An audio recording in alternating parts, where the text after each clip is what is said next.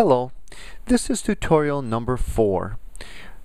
In tutorial number 4, we will be looking at the CHER product or the CHER tool and its features.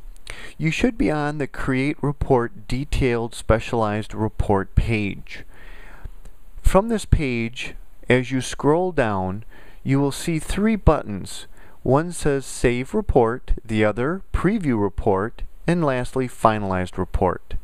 The first button, Save Report, if one is to modify anything on this particular page in these open fields, such as adding US where it says country, if we put in US there and we hit Save Report, it will take us and save that information, and if we alter information that's on that page, it will save it for us. We will then have to scroll back down again once it's saved it, and we can continue on.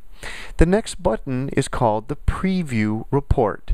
If we click on that and we've been working on a report for a period of time, it will show us that report, and it will show the pictures or the images in that report and the recommendations and so forth. Now you will see that there is a Back to Report button at the top if we want to go back to all of our 50 or 60 sections and modify something. Or we can come down and we can scroll down and view our report from the first page through. On the right hand side you will have the trademark of the CHER, and on the left hand side you will have your logo with your contact information that you have uploaded when you created your account. Now you will read the information on the first page, and the actual cover page that will finish this first page will show you that in a moment or two. But if you look at where it says Jump to Page and you click on the down button, we can go to the next page automatically, and it will show us the information that we've included in our report along with any images that we have put there as well, and recommendations. Now if we look at this, we can hit the button on the left that says Previous Page, or we can hit the next button on the right hand side and it will take us to the third page with the continuation of the recommendations and the images that we have put into our report with the captions underneath them. Now at this point, if you want to go back in and modify something, you can hit the Back to Reports button up at the top, and it will take you back to all 50 sections, 60 sections, and you can go to the section where you need to modify. If you are happy with your report and it reads just fine, then you can hit the Finalized Report button. This will take you to the client information for the cover page. In this particular section, you can put in the actual descriptor or the client's name. Now I'm just going to put in some gibberish here, and I'm going to put in several things in these fields, because all I want to show you is that once you've entered this information on the cover page, it blends with the page of your report, the first page of the final report. And you can put in the birth date, you can put in the date of onset, whatever you choose to put in, it will blend seamlessly with the first page of your report, just like this. Now as you scroll down, you'll see it says Generate Finalized Report. When you click on that, it opens up a window and it says, do you want to open or save this file? Click on Open. It will open up the completed report so you can review it. I would maximize this window so you can read the report fully. Scroll down and it will blend that information about the client that you've just put on that cover page, but now it says, who is this report about? In the body of the report, you should always be referring to the client as the client or the patient, and don't put their actual name. Now, as we scroll down, you'll see that we've got the information we've put into our report, plus the pictures, plus the recommendations. And it does it in a nice, seamless way. And you also have the page numbers that are included of your report in the bottom right-hand corner.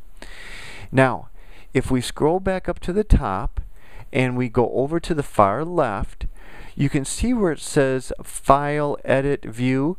go ahead and click on File, and it says Save a Copy. And so now you can save a copy of this report directly into your computer and under the client's name or their client's folder's name. You can also then take this PDF and you can email it directly to the parties that are involved in the home modification case.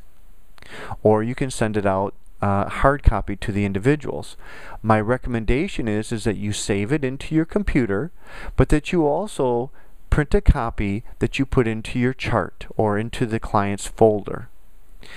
Now, with that in mind, if I get out of this particular end product here, I'm back on my cover page. I wanted to say to you, if you have pay per report, the cover page will come up after you hit finalized report. It'll take you to PayPal and it'll ask you for your information, and paying per report currently is $19.50 per report.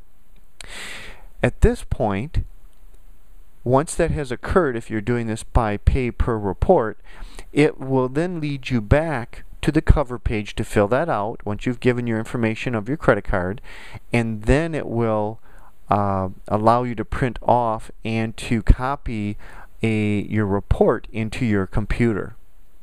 Now let's go over to the next item under the menu options and click on Account. Under the account, after you've set up your account, you can change the information in here at any time and go back in and save it. Once you've changed the information, you scroll all the way down to the bottom and you hit Save Information, and it will save it for you. If we scroll all the way back up to the top and we go over to the left-hand side, you can see another item under the menu options called Feedback. Click on the Feedback button. Here you can literally type and send a message to my office and talk to the folks at Specialized Home Design either with a question or a statement. Maybe you have some text that you would like to have put into the CHER so that the CHER is a living, breathing document.